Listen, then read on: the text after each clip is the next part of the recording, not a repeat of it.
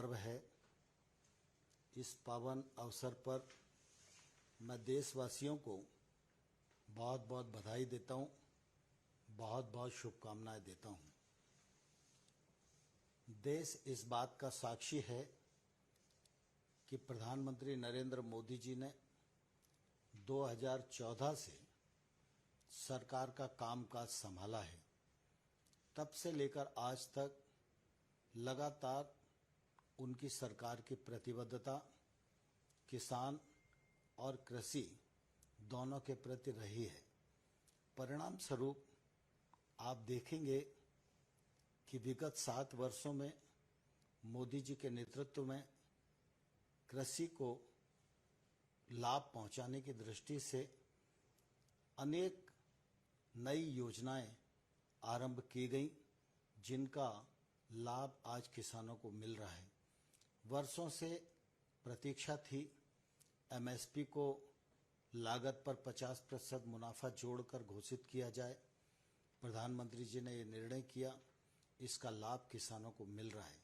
सिर्फ इतना ही नहीं, प्रधानमंत्री नरेंद्र मोदी जी की सरकार ने सरकारी खरीद को लगभग 2 गुना किया।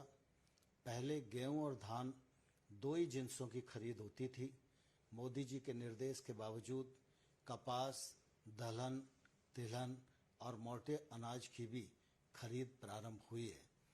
देश भर में छोटे किसानों को आय सहायता देने के रूप में पीएम किसान सम्मान निधि योजना आरंभ की गई। 1,62,000 करोड़ रुपया इस योजना के माध्यम से किसानों की जेब में पहुंचाने का काम किया। क्रॉप लोन की तरफ अगर हम ध्यान देंगे तो क्रॉप लोन को इन 7 वर्षों में 2 गुना किया गया है।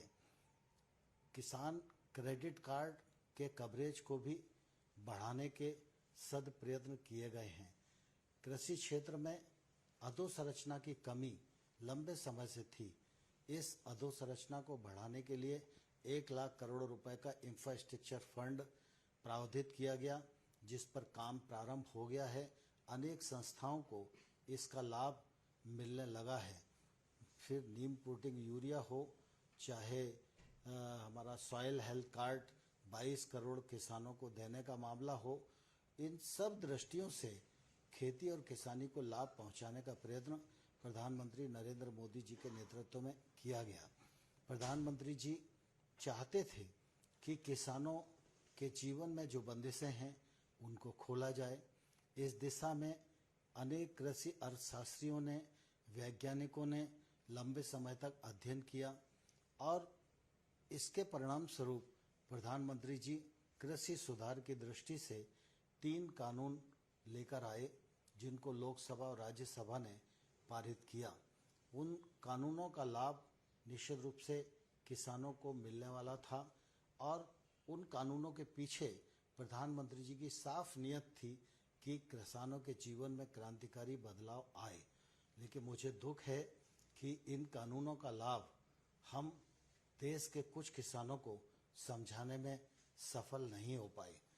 मैं इस अवसर पर उन लोगों को भी धन्यवाद देना चाहता हूं, जिन्होंने हमारे साथ मिलकर कृषि अर्थशास्त्रियों ने, वैज्ञानिकों ने, किसान संगठनों ने इन लाभों को समझाने की कोशिश की।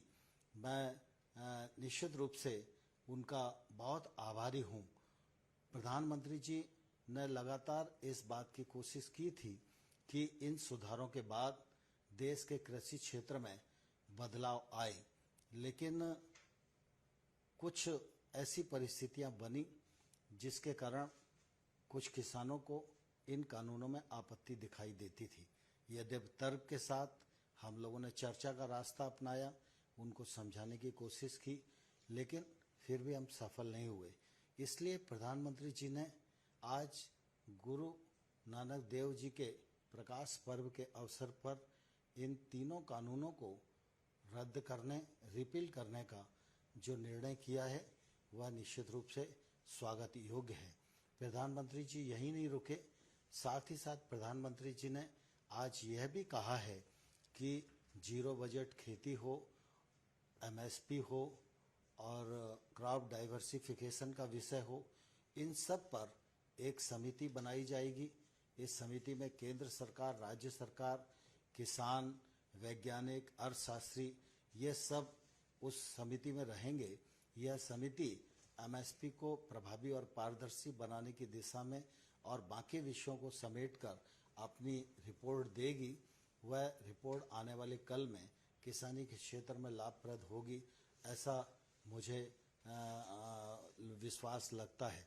और इस दृष्टि से आज प्रधानमंत्री जी ने जो निर्णय किया है, यह उनके बड़प्पन और किसानों की भावनाओं के प्रति संवेदनशीलता का परिचायक है।